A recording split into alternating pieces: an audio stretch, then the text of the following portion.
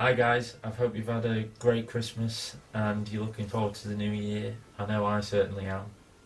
I've got loads of exciting things planned for 2019, and if you followed me on Facebook for a few years, you'll know that I like to do a collage at the end of each year showing off some of my best pictures.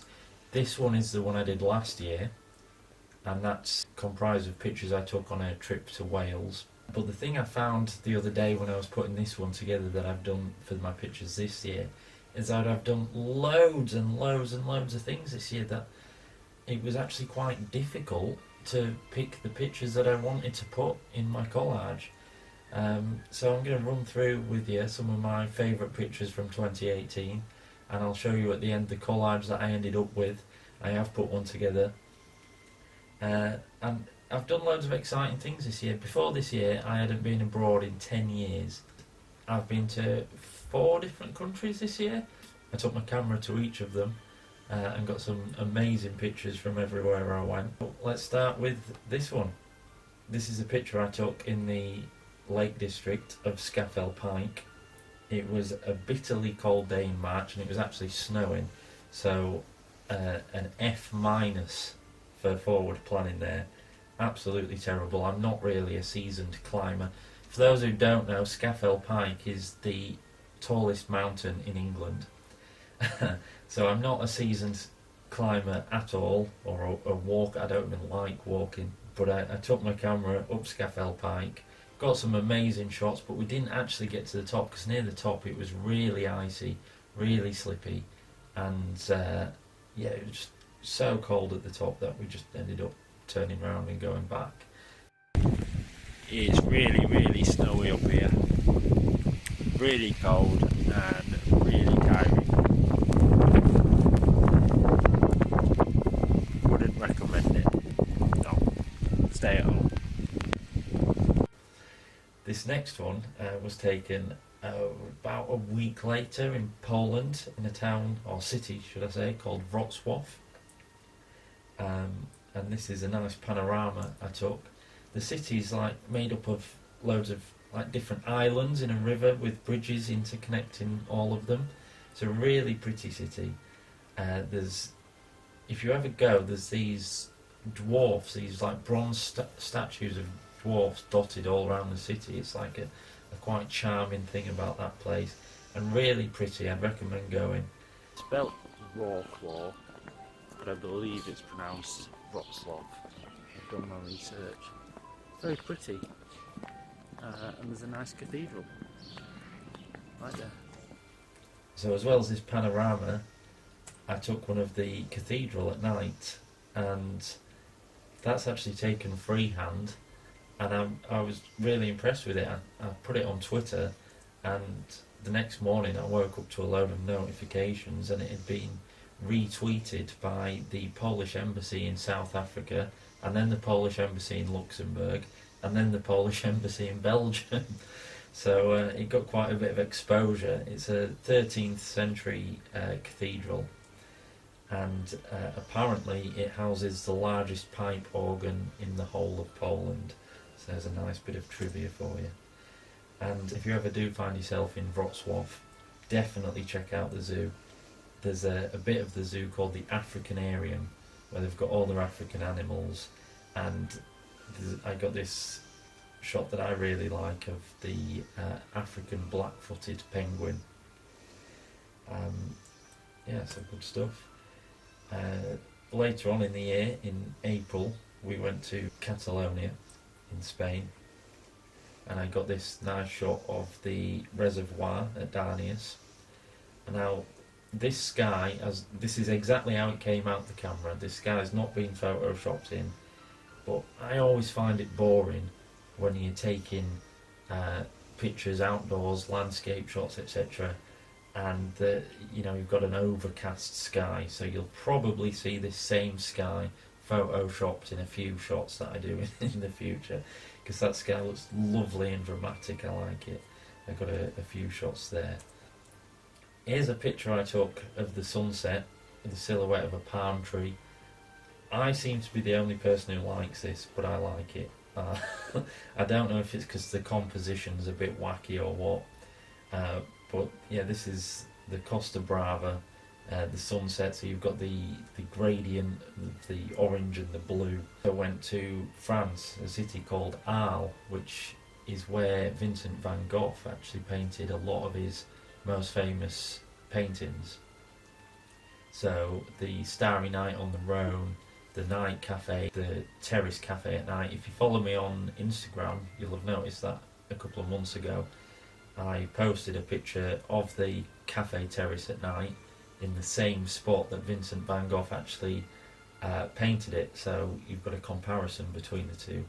So I really enjoyed Arles. This one's of a street, an alleyway at night with a guy just walking along. It's a second or so exposure on this, so this was taken with a tripod, so the figure you can see there's a bit blurry as he's walking home or wherever he's walking. Now, I actually took this because I bought this book online. It's a first edition book of Trilby, so it's one of my favourite books, and I was like, oh yeah, I've got to take a picture of this, I've got to take a picture of this. But of course, taking a picture of an old book on its own is not very interesting, so I got an old camera, and I got a sunflower that was kind of dying, pulled some petals off and placed them around, and came up with this picture, which I really like. This picture here is what's known as a vanitas picture, and I got the inspiration for this one when I was in bed one night, and I really couldn't sleep. It was like 2 o'clock in the morning. I just could not get off to sleep, and I got my phone out and I went on BBC iPlayer, and there was this documentary on still life painting, and it is as interesting as it sounds. It was an hour long. Basically, I was trying to bore myself to sleep. Somehow I stayed awake by the end of it, and it was full of, you know, the history of still life painting, and this guy getting really emotional about a still life painting of an asparagus. But the only bit that caught my attention in the entire documentary was when Andrew Graham Dixon comes on, and it shows a vanitas painting. It says vanitas is the subject of still life that deals with the futility of earthly pleasures, and it features death. And I thought that's actually quite interesting, and that stuck in my head, and I did a bit of research on it, and I actually did a video just before Halloween on me taking this picture, so I'll put a link down in the comments. Yeah, I really like this one. Then a couple of months back, last month rather, I went back to Wales, back to the Brecon Beacons, and took this picture of the waterfall. I'm not going to try and pronounce the name because it's in Welsh, but it's definitely a lot better than the one that I took last year, and I like to compare myself to where I was, and that's definitely an improvement. I like the silky smooth water. I think there's a 5-second exposure or so there, and yeah, really nice picture. So we also went to the Isle of Wight. Now this place here is Osborne House. This is Queen Victoria's private house on the Isle of Wight, and it actually has a beach, and as you can see there's the yacht there in the picture with this lovely ray of light coming through the clouds just shining down on the yacht. And yeah, I really like this one. It's a great place to visit if you're ever on the Isle of Wight. Definitely check it out. I posted this one on Twitter as well, and English Heritage actually commented on it, saying how it really captures the serenity of Osborne House. While still on the Isle of Wight, we went to a place called Monkey Haven, and they've got all the different monkeys there, as you'd expect. And in some outdoor cages they've got some owls, and this one particular eagle owl was jumping about in his cage, and we went up to, you know, look at it, and he's jumping about, and he jumped into the top corner of his little pen cage thing, and the light was just coming in from one direction and the rest of him was in shadow, and it looked really spooky, this glowing eye of the owl. So it was quite tricky to get because the cage has that kind of mesh thing on the front of it, so I had to sort of position my camera in a way where I could just sort of see through the mesh without getting the out of focus kind of wiry stuff in the picture, and I did a pretty good job. I really like it. I exaggerated the shadow a bit in post-production, and yeah, I think it's a really nice picture. This other picture was taken in Frankfurt. I also did a video of our trip to Frankfurt.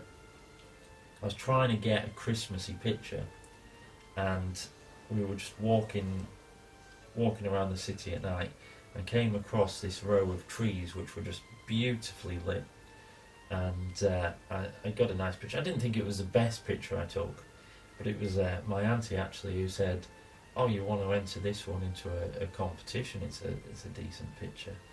So I thought, yeah, well, I'll enter it into a competition. I entered it into I shot it. I actually won best photo a week or so later when the results came out. So I was amazed by that actually. I thought it was a good picture, but I didn't think it was the best picture I'd taken. What better way to start the Christmas countdown than coming to Germany, the land that gave us the Christmas tree, the Advent calendar, and of course, the German Christmas market. So I actually selected a few of my favourites from them, and I put together a collage, and I put a bit more effort into it this year. So I've really made an image that I really like and I think works as an image by itself, rather than just a collage of pictures I've taken throughout the year.